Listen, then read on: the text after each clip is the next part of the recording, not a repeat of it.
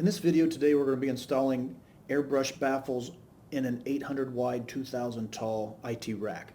Now again, the purpose of airbrush baffles is to keep the hot exhaust air to the rear from mixing with the cool supply air to the front and being able to pass cables through the brushes. Part number 5501815. With that, you're going to get the two side rails that mount onto the back side of our EIA mounting rails, brushes, top and bottom pieces and their brushes, and then 6 blanking panels, and I'll show you where those fit. Now, one of the other considerations when putting in our brush baffles is, will we be installing this with an LCP bay to the side? LCP is our liquid cooling package for high density cooling. If that's the case, then we want the brushes to fit toward the rear. In this installation, I'm going to assume we are not using an LCP, and I want the brushes to face the front.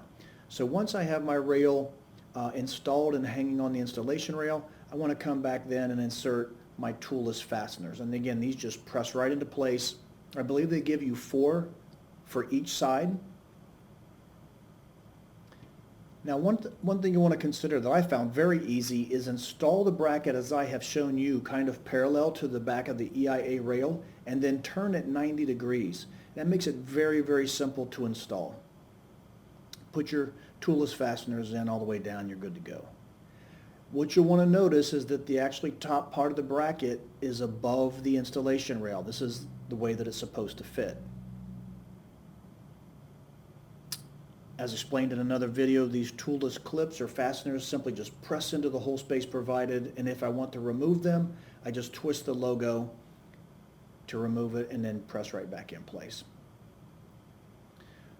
The other thing that's provided on these 800 wide baffles is 3 spaces on the left and 3 on the right, 1U additional mounting location. So in an 800 wide rack, I get 3U on the left and 3U on the right that's outside of the rail space. So I'm getting an additional 6U. To put the top piece in, you saw that I just kind of turned it. That makes it fit in very simply. Press it forward, make sure that the brushes are all facing forward because it becomes a tighter fit between the roof and the rail set. Put your toolless clips in the back, or additionally you can come back in with self-tapping screws. You don't have to use both, whatever your preference is. I prefer self-tapping screws, but if you just want to keep the whole job toolless, then you can just use the plastic clips that press in. Now when we get into the bottom, there's 3 different variations the instructions tell us. If the base is going to be completely open, then you use the rail that I show you here with the brush on the trailing end of it. Now I know in this video I've got corner casters, that's to make life easier for me, but this would be how we install the bottom set of brushes if it were open. Fortunate for me, my rails are back far enough, I'm not going to have an interference with the corner casters. So these tabs flip in front, and then you're going to use your toolless clips again, or fasteners, to press that into place. And now we've got the bottom installed.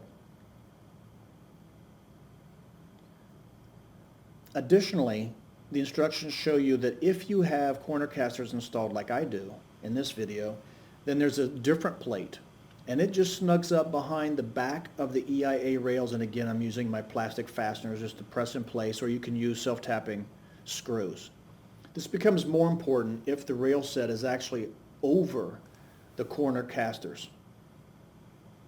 Now this is another example of a rack with cable plates in the bottom. You might have this for like a NEMA 12 environment. And in that case, we're going to use the rail and treat it just like if the base were open. Here I'm showing you with the brushes on it, but in this case with cable plates in, you would remove that brush and just use the metal bar, and that will help to seal the bottom of the cabinet. And now we've got brush inserts top and bottom on either side. Thank you for watching.